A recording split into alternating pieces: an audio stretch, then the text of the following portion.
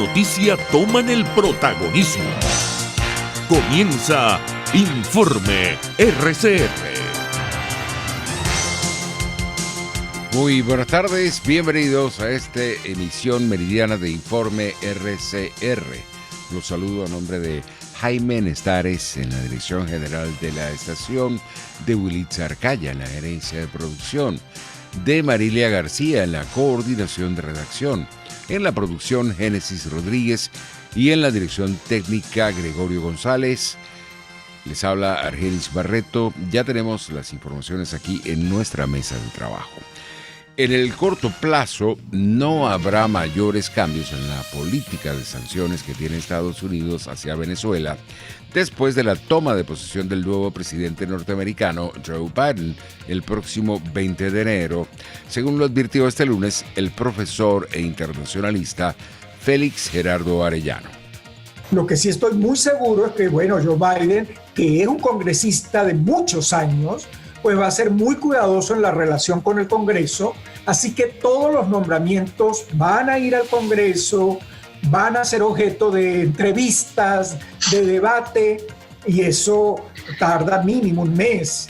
Hay que formar el equipo, hay que articular el equipo. Eso hace que la política que existe hoy día, particularmente las sanciones, se mantienen, porque toda esa política, no debemos olvidar, fue producto de un acuerdo bipartidista, de tal manera que no tenemos un partido en el gobierno que rechaza totalmente la estrategia frente a Venezuela.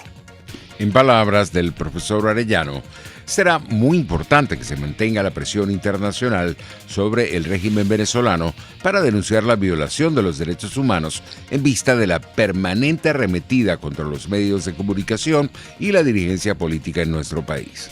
Está hablando de apertura, está hablando de que la ley antibloqueo es la garantía para la paz, para la atracción de inversiones, cuando es absolutamente discrecional todo, y acaba de hacer una arremetida contra los medios de comunicación libres, acaba de atacarlos, quitarles equipos, hay un permanente ataque a los periodistas. Se habla de inmunidad parlamentaria, que es un principio sagrado en las constituciones, y los diputados han sido detenidos, han sido perseguidos. Yo creo que es muy importante, como tú has bien señalado, la presión internacional.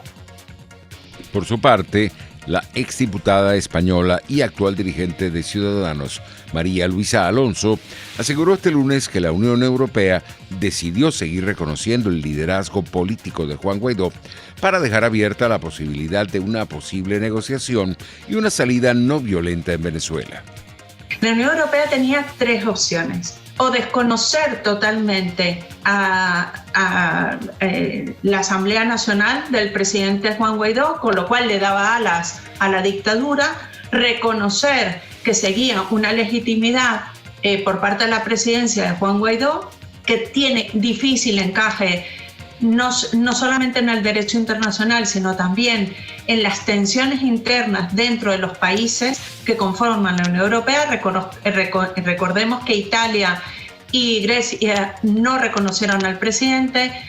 También recordar que en las últimas votaciones, los países nórdicos, Polonia, que tienen una situación también democrática con unas tensiones bastante complejas, ya empezaban a ejercer presión sobre la situación en Venezuela para no establecer paralelismos con sus propios estados.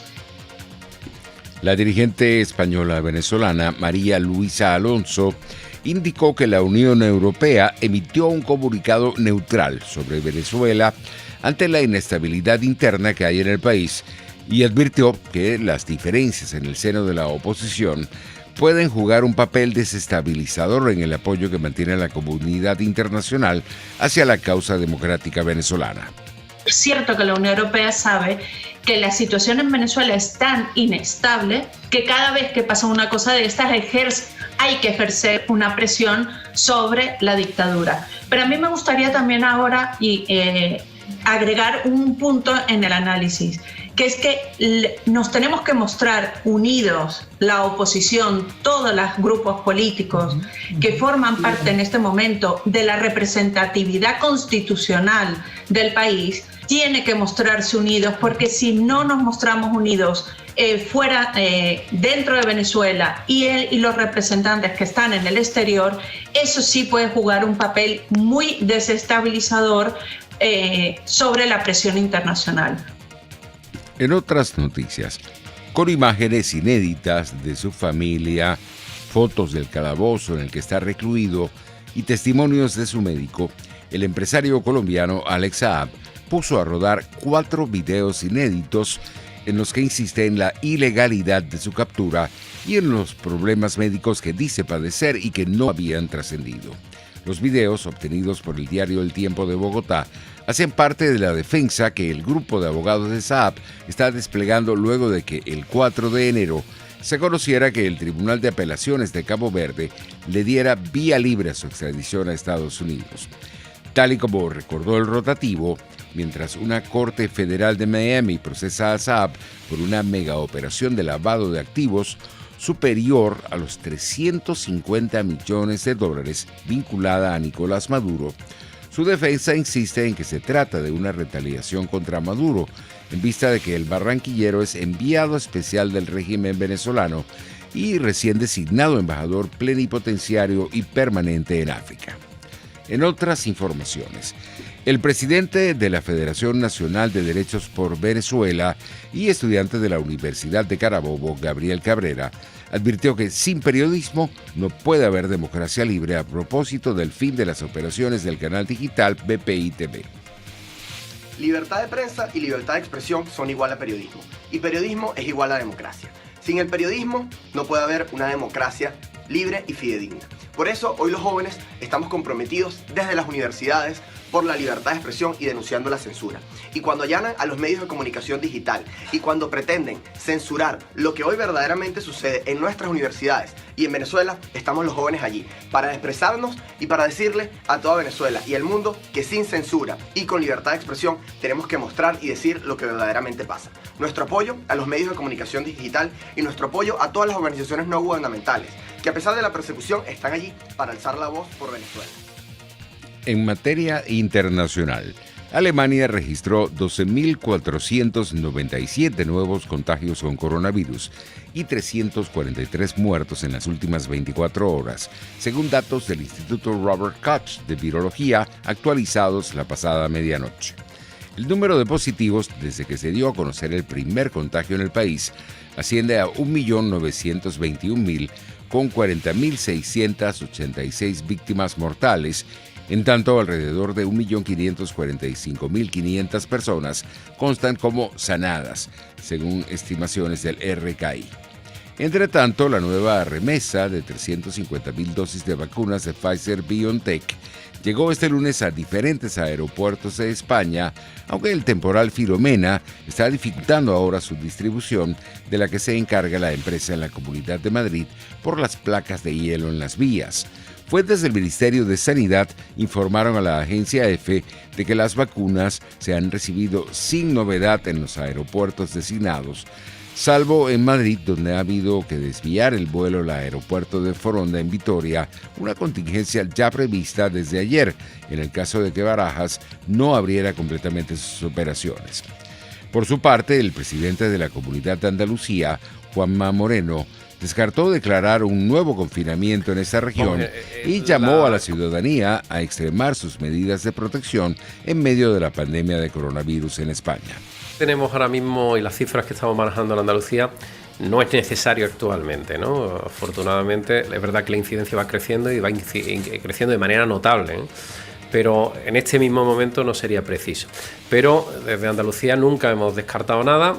Saben todos ustedes que nosotros estamos permanentemente evaluando las medidas y las medidas se van evaluando conforme a las propias circunstancias y la propia evolución que tiene la pandemia. En otras noticias, grandes placas de hielo y nieve acumulada tras el paso de la borrasca Filomena por España dificultan el tráfico en 693 carreteras de la red principal y secundaria, 138 de ellas cerradas al tránsito de vehículos, según el último informe facilitado por la Dirección General de Tráfico. En la red principal, la C25 en Vilobí de Onyar, en Girona, permanecía cortada al tráfico, mientras que en toda la red vial de la Comunidad de Madrid era necesario el uso de cadenas o neumáticos de invierno para circular, al igual que en las carreteras CM41 y CM43 a su paso por Cedillo del Condado e Illescas en Toledo, respectivamente. Entre tanto, el Aeropuerto Internacional Adolfo Suárez de Madrid-Barajas seguirá sin operar vuelos en la Terminal 1, donde continúan las labores de limpieza de pistas después de 3 días de temporal de nieve, aunque va recuperando de forma paulatina la operatividad en las terminales T4 y la T4S. La empresa responsable de la gestión de los aeródromos en España, AENA, pidió a los pasajeros que no acudan a la Terminal 1 del aeropuerto de Barajas en Madrid y que consulten con la aerolínea el estado de sus vuelos. Por su parte, el ministro de Interior de España, Fernando Grande Marlaska, informó que las temperaturas en varias provincias del país se ubicaron por debajo de los menos 11 grados centígrados y más de 600 carreteras resultaron afectadas por la borrasca Filomena en todo el territorio nacional. Las carreteras comienzan a normalizarse gracias al trabajo del personal del Ministerio de Transportes, Movilidad y Agenda Urbana, con el apoyo constante de las fuerzas de seguridad, en especial de la Guardia Civil y la Unidad Militar de Emergencias. Despliegue coordinado por la Dirección General de Protección Civil y Emergencias del Ministerio del Interior. En estos momentos, 691 carreteras están todavía afectadas por el temporal. 138 de ellas siguen cortadas por la presencia de nieves o capa de hielo en el firme, y en más de 320 es necesario el uso de cadenas para poder citar. En Estados Unidos, el presidente electo Joe Biden anunció el lunes que había elegido al veterano diplomático William Burns para dirigir la CIA durante su mandato. Burns, de 64 años, ha sido embajador ante Rusia y Jordania en una carrera de 33 años en el Departamento de Estado que abarcó gobiernos demócratas y republicanos. Ascendió desde las filas del cuerpo diplomático para convertirse en subsecretario de Estado antes de retirarse en 2014 para dirigir el Carnegie Endowment of International Peace. En otras noticias, tras las pesquisas en torno al asalto al Capitolio de Estados Unidos el pasado 6 de enero, el Pentágono está al tanto de más amenazas posibles por parte de potenciales terroristas en los próximos días, incluido el 20 de enero, fecha de la toma de posesión de Joe Biden como presidente. Así se lo expresó el secretario del Ejército Ryan McCarthy al congresista Jason Crow en una conversación telefónica cuya transcripción ha hecho pública el representante demócrata, miembro del Comité de Servicios Armados del Congreso. En materia económica, las acciones europeas cayeron desde máximos de más de 10 meses el lunes, ya que los inversores obtuvieron ganancias después de una semana sólida, mientras que el aumento de casos de coronavirus en todo el continente y China arrastró las acciones de energía y minería. El índice paneuropeo Stoxx 600 cayó un 0,1% en horas de la mañana, con el índice DAX de Alemania perdiendo un 0,4% y el CAC 40 de Francia un 0,2%. Los precios internacionales del petróleo caían levemente en horas del mediodía. El WTI de referencia en Estados Unidos se ubicaba en $51.65 el barril, mientras el Brent de referencia en Europa se cotizaba en $55.14. Y en materia deportiva, tenemos que el Real Madrid defenderá su corona de campeón de la Supercopa de España en Andalucía a 7.000 kilómetros de Jeddah, en Arabia Saudí, donde en la última edición exprimió su carácter competitivo. La pandemia de COVID-19 impidió la disputa en territorio árabe de la segunda edición de este torneo por el sistema de fase final entre 4 equipos que pasa a jugarse en el Arcángel de Córdoba, la Rosaleda de Málaga y la Cartuja de Sevilla en territorio español. Así estamos llegando al final de esta emisión meridiana. Los invitamos para nuestra emisión vespertina. Hasta entonces.